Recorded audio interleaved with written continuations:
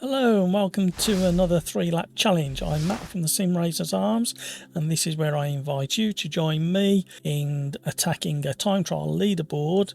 I'll take just 3 laps to do it. You can take as many laps as you like. Now let's move across to the random selector, and it says click 2 times so you guys can see that it is random. So there's 1 click and there's 2 clicks. Copper Uno at Donington National. That sounds like an interesting combination.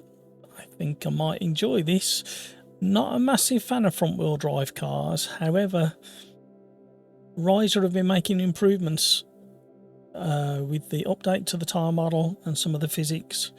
They're starting to feel quite pleasant, and I've got a feeling this might be a nice little challenge. So let's move across to Automobilista 2. So we'll go into the time trial, and it was the Donington Park National, and Donington is probably classed as my local circuit. It's about 45-minute drive from where I am,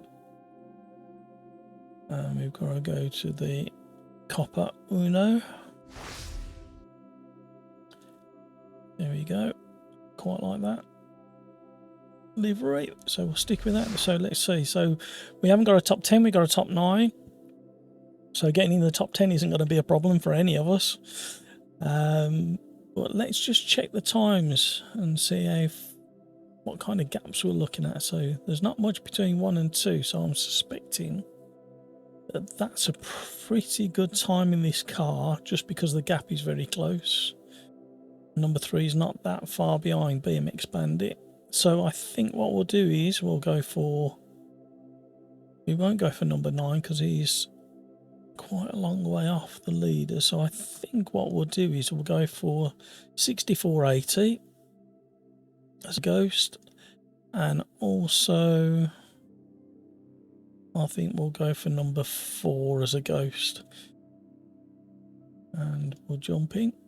So as usual, if you've seen any of my previous videos, we'll jump in, we'll reset to defaults, and you know I always just drop this down to 1 lap, and I always have the steering lock on somewhere 25, 26, and I'll just increase the rear brake bias because I'm not sure whether you can do it on board, just a little bit, and that's about all I change on the tuning setup. So let's go for a spin around the track.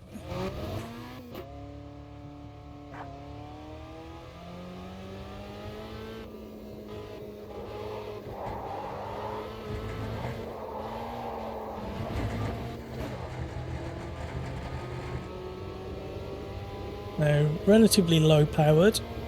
The reason I say relatively low powered, relative to obviously other cars in the list of AMS2 cars, but it's very, very light.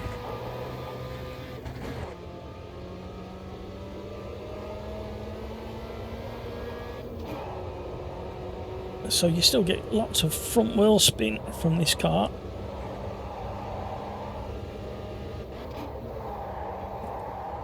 I've only driven this car once, and not in anger, just to see what it was about, probably 3 weeks ago.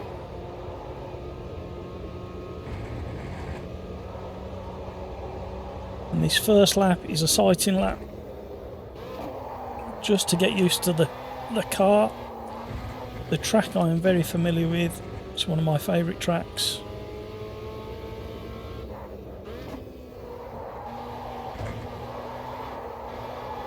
Not worried about invalidating the time on this lap, or invalidated the lap. It's all about seeing what this little front wheel drive car can do. Oh, it has got a 5th gear.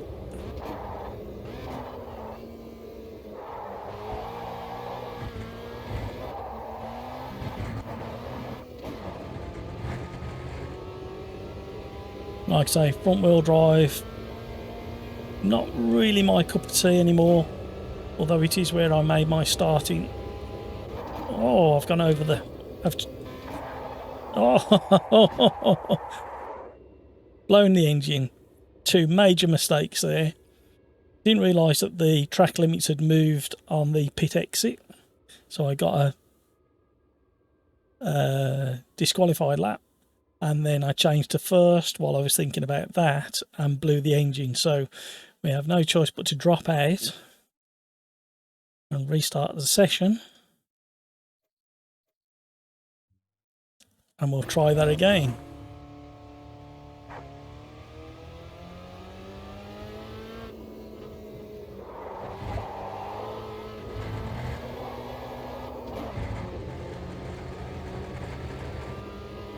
So we hadn't started our second lap. No, we had. We just started our second lap, so we went across that line there.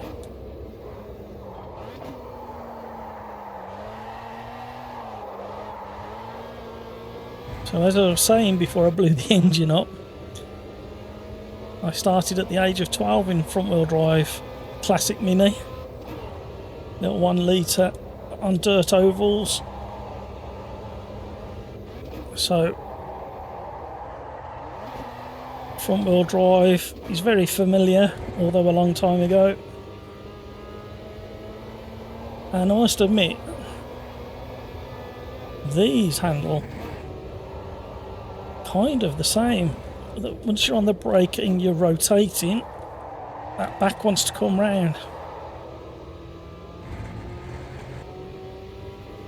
And then to save it, you just floor it and counter steer, and it drags the front end back round to the way you want to go. The best example really is in some of the modern British touring car front wheel drives, when they get it completely sideways and you see them put on the opposite lock and absolutely floor it and drag the front back round again.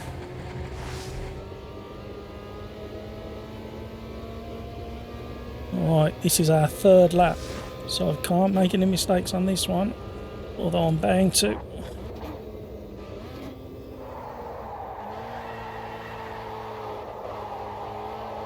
And surprisingly, because of how light this car is and the power that it has got, there's quite a lot of wheel spin and push on understeer.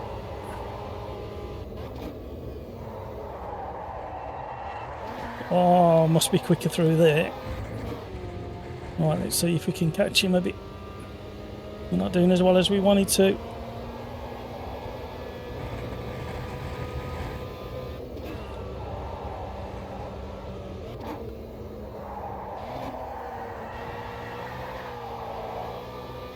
Not too wide. Don't want to invalidate.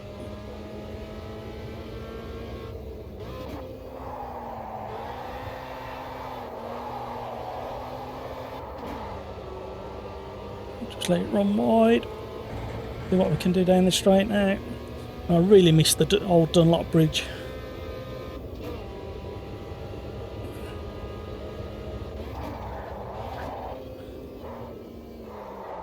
No! Oh, got greedy on the curbs.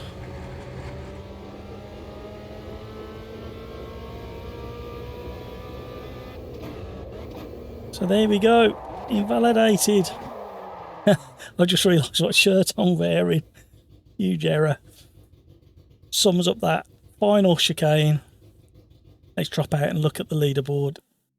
So we got into the top 10, so I'm happy with that. I know for a fact that I can get higher up the leaderboard. There is no way that I'm 2.7 seconds behind number 1. I'm likely to be, with a few more laps under my belt and getting used to the track limits, a second and a bit behind. So I'd like to think I could get to 4th or 3rd. You guys, you can definitely get onto the top 10 leaderboard. In this car, on this track, it's harder than it looks. The momentum, being smooth, controlling that understeer is the key. So hit the like, subscribe, Leave any comments down below with your times and what position you get on there. If you wouldn't mind clicking just up here, it'll take you through to another of these videos or a playlist of all of these videos. And until the next time, thanks for joining me.